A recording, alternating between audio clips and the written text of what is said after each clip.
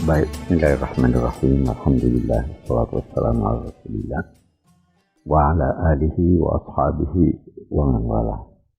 Bapak-bapak, ibu-ibu, saudara-saudara sekalian, assalamualaikum warahmatullahi wabarakatuh.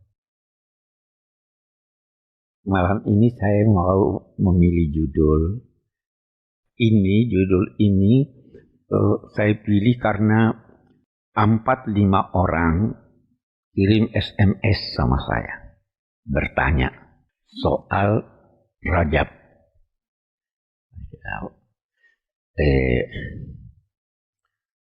Ada yang tanya, itu puasa Rajab kapan? Tanggal 1 Rajab, atau sehari aja, atau 3 hari, atau sebulan. Ada yang tanya soal dalam konteks Rajab ini, sekian banyak pertanyaan. Ada yang tanya juga, yang mana lebih bagus kita keluarkan zakat di bulan Rajab atau bulan Ramadan. Alhasil, sekian banyak pertanyaan berkisar pada bulan Rajab. Jadi saya akan bicara soal Rajab. Yang pertama dulu kita mau lihat dari Al-Quran. Al-Quran menggarisbawahi bahwa dalam setahun itu ada 12 bulan. Inna iddatash syuhuri indallah 12 syahran. Dari 12 bulan itu menurut Al-Quran ada 4 bulan yang dinamainya hurum, haram. Haram itu artinya mulia. Dalam bahasa Indonesia itu hormat, yang dihormati. Itu dari akar kata haram. Haram juga artinya terlarang. Sesuatu yang terhormat itu banyak larangan menyangkut dia. Kalau orang terhormat, Anda tidak boleh pakai kaos saja menghadapi dia. Ya, ada larangannya itu. Pakai sendal jepit, katanya tidak boleh. Ya, karena apa? Karena dia terhormat. Masjid tempat terhormat. Tidak boleh ada jual beli dalam masjid karena bisa bertengkar. Demikian seterusnya. Jadi haram itu sebenarnya asal katanya terhormat.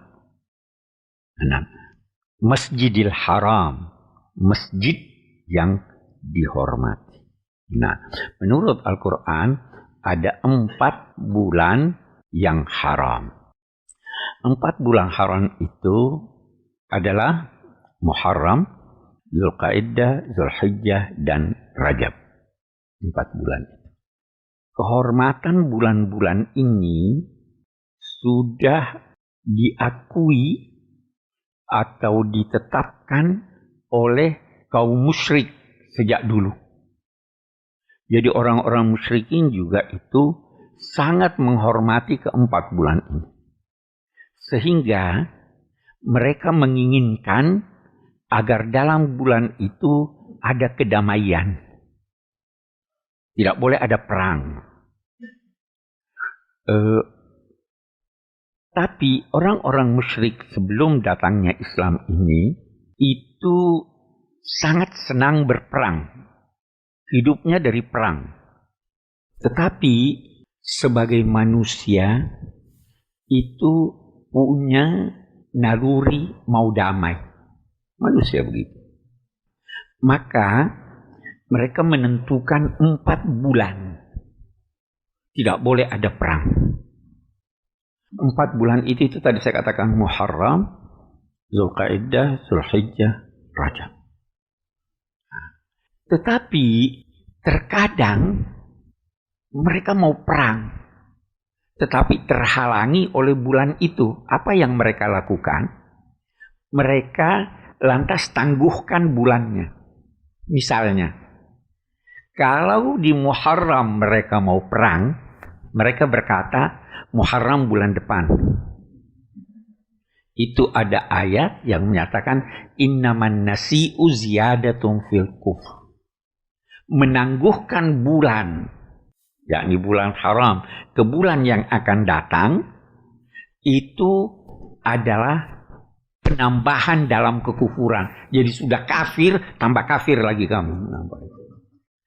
Karena ini mundur, sehingga urutan bulan itu sudah kacau. Safar jadi Muharram, kembali lagi, begitu seterusnya. Nah, sewaktu Nabi SAW haji terakhir, beliau bersabda, Inna zamana qad istadara ka yaumi khalaqallahu samawati wal ardh. Ini bulan-bulan yang tadinya dipindah, siklusnya sekarang sudah kembali seperti waktu Allah menciptakannya pertama kali. Jadi Zulhijjah sekarang itu sudah Zulhijjah benar. Kalau dulu boleh jadi Zulhijjahnya itu Muharram, baru di situ Nabi menetapkan sejak sekarang Muharram sudah Muharram, Zulhijjah itu Zulhijjah, jangan lagi ubah-ubah. Kita kembali. Al-Quran menyatakan Inna iddatash syuhuri indallahi 12 syahran minha arba'atun hurum. Baru ketika Allah menetapkan itu bahwa sekarang sudah demikian itu halnya, ada 4 bulan haram, ada pesannya. Fala tazlimu fihinna anfusakum. Jangan menganiaya diri kamu di keempat, ada yang berkata di seluruh bulan-bulan itu yang 12, khususnya di keempat bulan itu, jangan aniaya diri. Ulama-ulama berkata, menganiaya diri itu ada 2 macam. Menganiaya diri ada 2 macam. Macam pertama, melakukan yang negatif. Ya kan? Melakukan sesuatu yang negatif itu namanya menganiaya diri. Macam yang kedua, tidak melakukan yang positif, itu juga menganiaya diri. Anda mestinya untung, Anda tidak dapat untung, Anda rugi kan? Tidak dapat untung. Nah, jadi janganlah kalian menganiaya diri kalian. Ibnu Abbas berkata, dalam 12 bulan itu, khususnya pada bulan keempat, bulan haram itu, jangan sampai kalian tidak melakukan kebaikan pada keempat bulan itu. Nah, bagus ini penafsiran sampai sekarang masih bagus nih. Iya. Oke. Saya ingin sedikit menyimpang sedikit. Tadi saya katakan masyarakat Arab doyan perang. Kalau mungkin sekarang sisanya doyan bertengkarnya. Nabi Al-Quran mendidik mereka. Sampailah mereka setelah Nabi hijrah ke Madinah, mereka benci perang. Nah, perubahan sikap. Itu ada ayat turun. Itu bahwa masyarakat Arab senang perang itu diakui oleh semua pihak. Orientalis, masyarakat ini diakui. Tapi Al-Quran mengatakan terhadap sahabat-sahabat yang dididik oleh Nabi ini, kutiba alaikumul qital wa huwa kurhun lakum. Diwajibkan kepada kamu peperangan, padahal peperangan itu kamu tidak sukai. Sekarang sudah berubah nih sifat mereka. Kurhun lakum, kamu tidak sukai. Setelah ditanamkan oleh Nabi nilai-nilai agama ini, nilai-nilai keislaman ini, nilai-nilai kedamaian. Bagus. Kita sekarang lanjutkan. Jadi kalau demikian, sebenarnya di bulan, salah satu bulan sekarang, bulan Rajab ini, itu kita dituntut oleh Al-Quran untuk menghindari keburukan dan melakukan aneka kebaikan. Sepakat kita di sini. Tapi, ini tapinya di sini. Ada orang-orang yang menambah-nambah sehingga apa yang tidak dituntun oleh Rasulullah mereka lakukan juga. Saya mau beri beberapa contoh. Sangat populer kita ini sekarang kalau bulan Rajab itu ada ucapan selamatnya. Ya toh? Apa itu ucapan selamatnya? Saya pengen ingat. Allahumma barik lana fi Rajab wa Sya'ban wa ballighna Ramadan. Ini bagus, tetapi itu bukan hadis. Hadis palsu itu. Boleh saja Anda mau berkata begitu, doa, tapi jangan katakan itu hadis. Dulu orang katakan itu hadis untuk menguatkan lakukan yang positif. Nah, sekian banyak antara lain pertanyaan-pertanyaan yang saya terima itu, sekian banyak kalau dicek itu tidak ada dasarnya sama sekali. Sebelum kita lihat beberapa di antaranya, saya dulu ingin berkata begini. Ada satu ilmu yang lahir dalam pangkuan Islam, lebih tepatnya yang lahir pada pangkuan hadis-hadis Nabi, yang tidak ada satu bangsa atau satu umat sampai saat ini memiliki metode semacam itu, semacam ilmu itu. Sekarang begini, ilmuwan sampai sekarang kalau mau berkata, kita lihat, Napoleon berkata begini, Plato berkata begini, Jenderal Sudirman berkata begini, ya.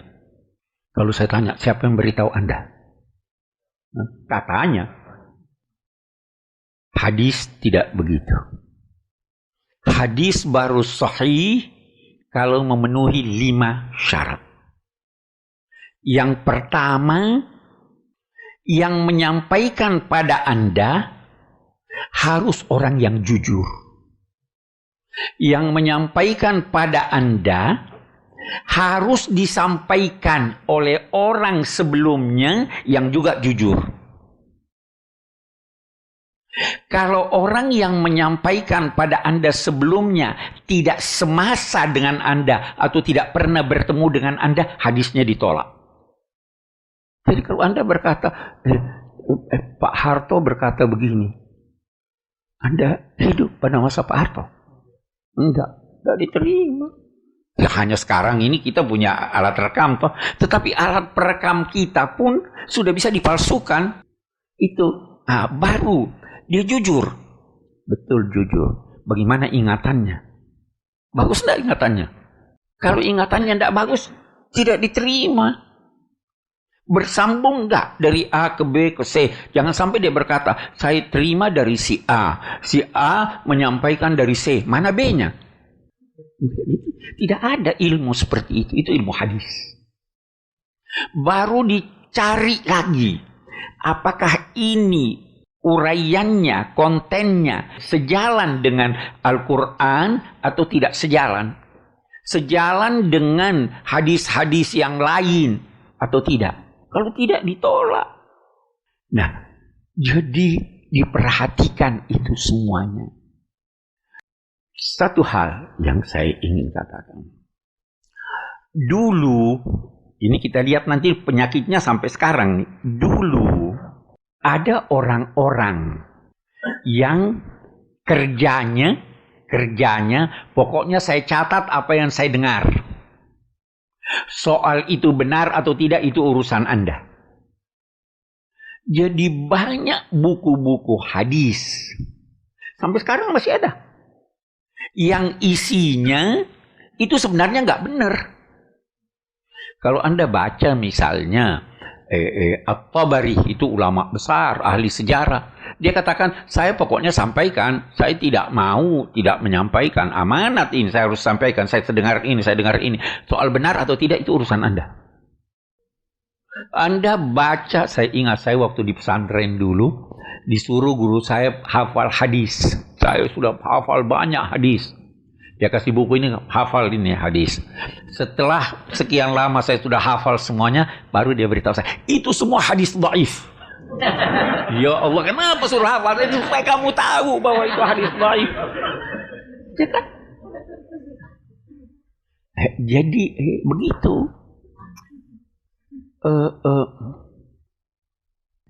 Ada orang Buka buku, mungkin orang awam baca terjemahan ini. Oh, ini ada hadisnya, padahal hadis palsu itu. Nah, hadis-hadis ini banyak yang palsukan. Bisa jadi dia memalsukan dengan niat baik, bisa jadi juga dia palsukan dengan niat jahat. Banyak ceritanya itu. Pernah Imam Ahmad ibnu Hanbal, ulama besar hadis, punya musnad, punya kitab hadis, tapi di dalamnya banyak yang dhaif. Pernah satu waktu dia ke masjid begitu bersama Yahya bin Ma'in. Dia dengar satu orang berbicara. Dia bilang, itu ada Nabi pernah bersabda. Saya dengar ini dari Imam Ahmad ibnu Hanbal. Dia berkata begini. Dan juga dari Yahya bin Ma'in. Apa itu? Man qala la ilaha illallah khalaqallahu lahu tayran min qaruhu min zahab warishuhu min marjan. Siapa yang berkata la ilaha illallah, maka Allah menciptakan buat dia seekor burung, paruhnya ya dari emas dan sayapnya dari mutiara. Imam Ahmad lihat Yahya, kamu pernah cerita sama dia? Enggak, saya juga tidak. Akhirnya ini orang cerita 20, dia terus ditanya sama Imam Ahmad, benar kamu itu dari Imam Ahmad? Iya, Imam Ahmad yang beritahu saya Imam Ahmad. Terus dia bilang, barusan saya lihat ada orang sebodoh kamu. Kamu kira cuma satu orang yang namanya Ahmad.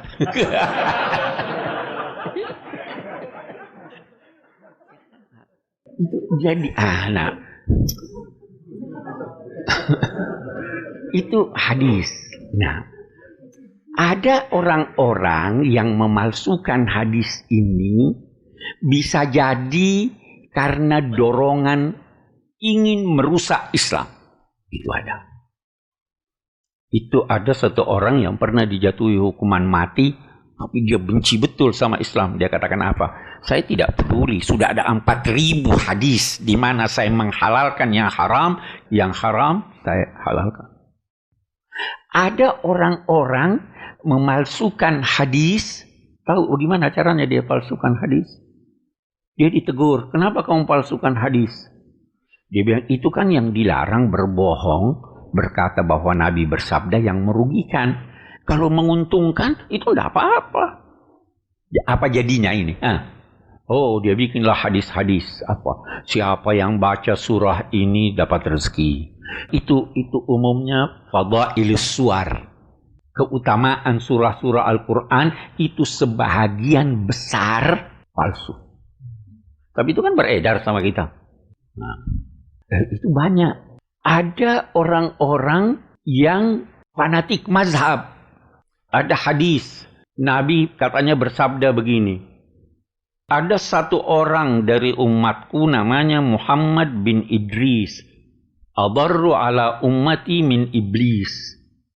Ada satu orang namanya Muhammad bin Idris Asy-Syafi'i.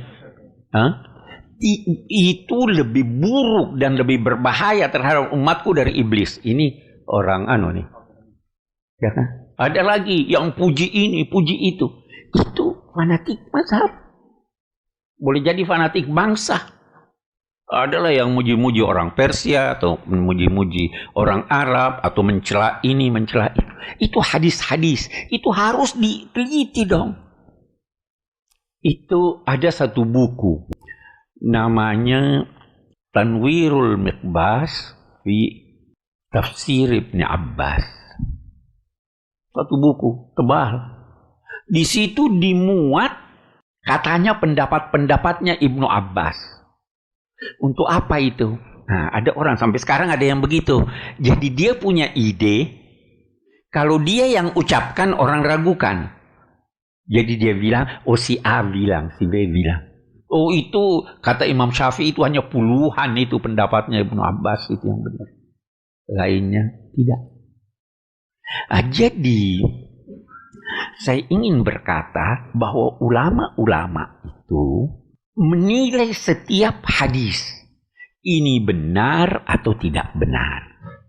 Ini sahih atau tidak sahih. Banyak sekali sebab-sebab yang mendorong orang membuat hadis. Nah, hadis-hadis menyangkut Rajab ini banyak dibuat oleh orang-orang yang bermaksud baik tetapi bodoh. Dia atasnamakanlah Nabi. Itu tadi, saya nggak bohong supaya orang baik, supaya orang ini. Padahal tidak ada benarnya itu sama sekali.